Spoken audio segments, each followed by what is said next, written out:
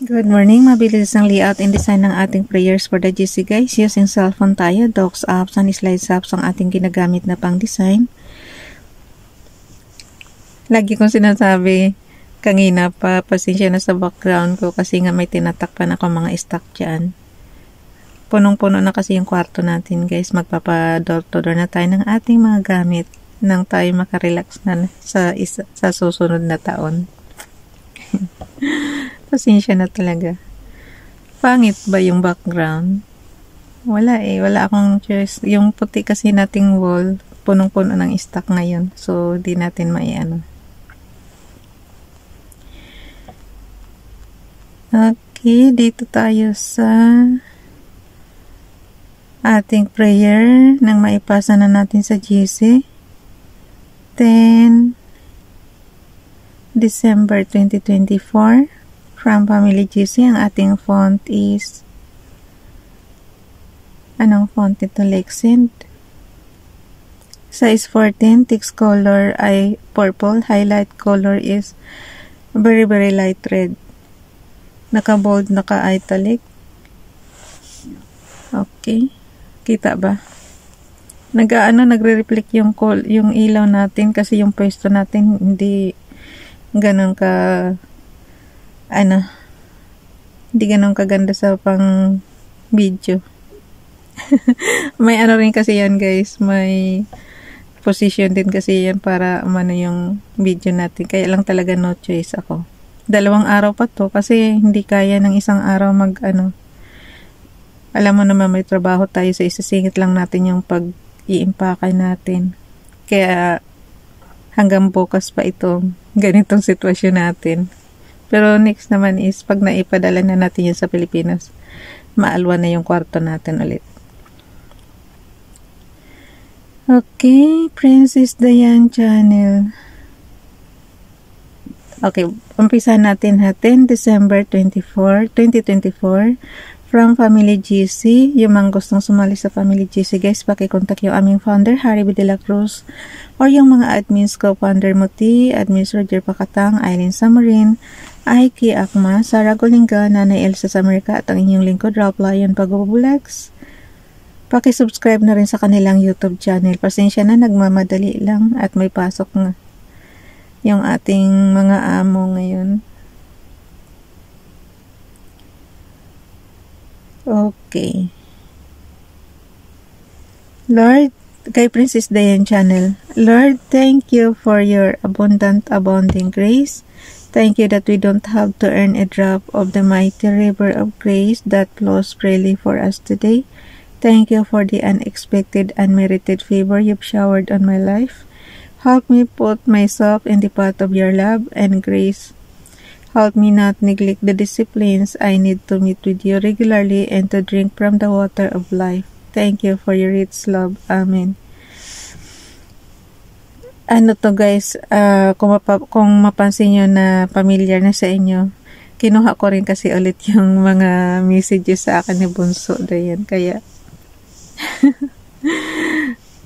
ang prayer naman kasi is okay lang naman pabalik-balik. Basta tagdagan nyo na lang ng sarili nyong dasal, sarili nyong prayer request. So ito, na lang to guys, parang guide nyo na lang to.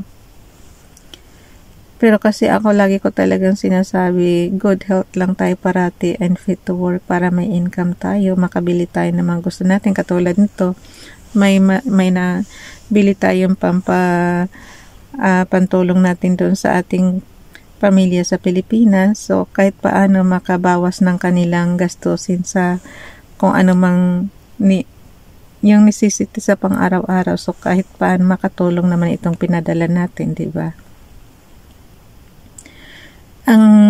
Yan lang naman ang maitutulong natin tsaka prayer. Ganun lang. Kasi hindi na nga natin sila kasama. So, yun. Dito naman tayo kay Ralph Lion Pagubulags. Shall we pray? Heavenly Father, I come before you today asking for forgiveness of my sins. Lord, thank you for giving me another day to live. My only request to you this morning is to bless my family and friends. Strengthen their faith, let them live with contentment and rejoice in gladness. Protect them spiritually, physically, mentally, emotionally, and all ways that matter. Thank you for hearing and answering my prayer. This I pray in Jesus' name. Amen. Dalhin na natin yan sa ating slides apps. Ako ganito rin, pagkagising ko, yan, basa Bible. Wala pa tayong ginagawa, guys. Pagkagising ka agad, ganito tayo. Humaharap na tayo sa camera. Tapos yan, magbabasa na tayo ng Bible. Magme-meditation na tayo. Pag-usap kay Father God, ganyan. So, lang naman kagandahan lang sa atin kahit ganito o hirap tayo, hindi tayo uma-absent. Wala talaga akong absent kahit na pang posisyon natin sa pagbablog natin. Katulad niyan, siksik na tayo dito sa kabilang natin. Basta wala lang talaga akong, hindi lang talaga ako maka-absent. Gagawa talaga ako ng paraan. Yan. Pero syempre, yung manonood, bakit ganyan yung background ni Rob? Ganun po talaga. Kasi nga sabi ko nga sa inyo, 2 araw pa yan dahil marami-rami itong iimpakayin natin. Tsaka nagpa-schedule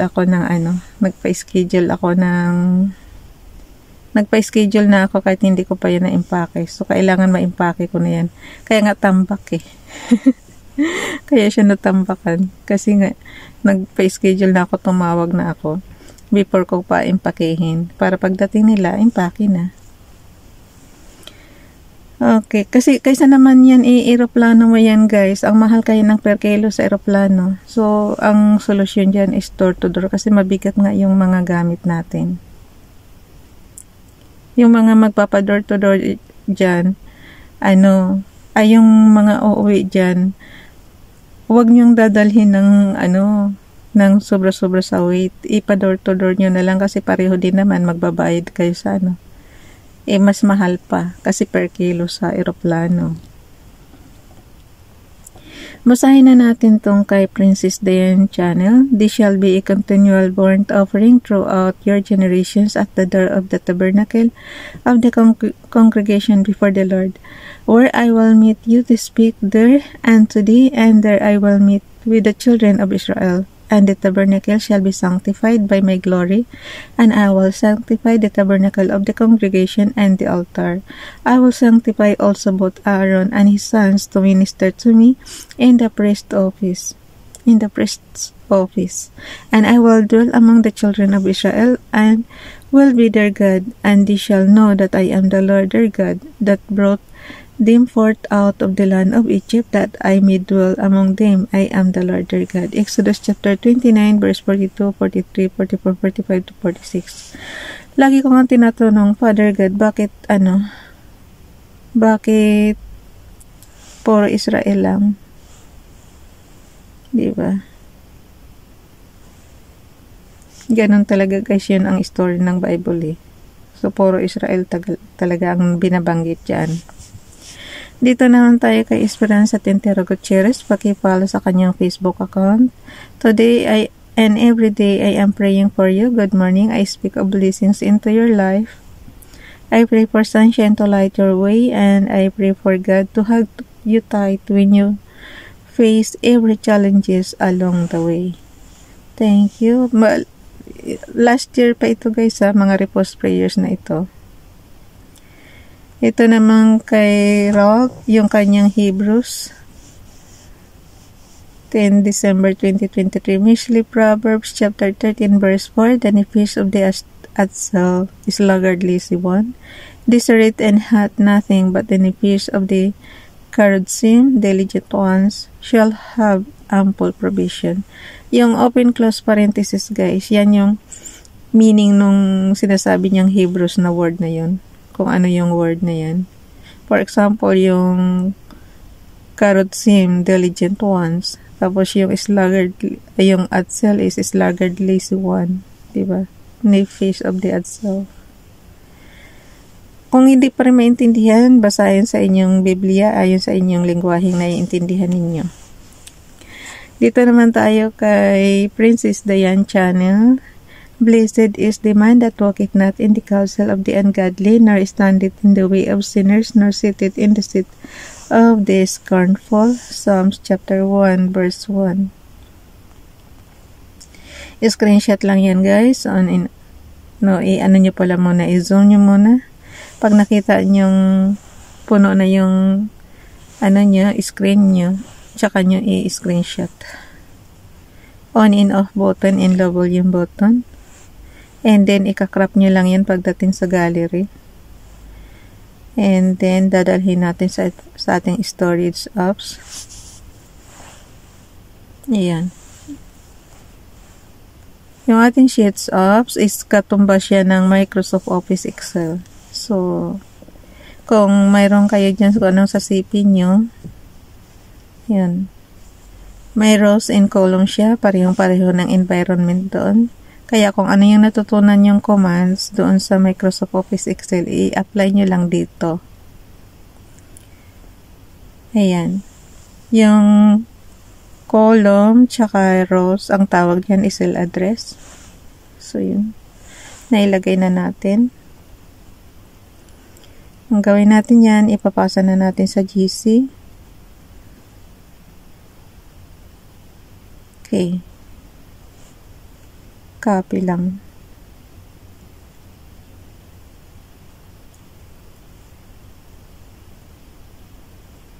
Ay. Okay, ako na magpasa niyan guys. Kung ano itsura dyan, yun na rin yung nalagyan lang natin ng headings. Bye everyone. God bless.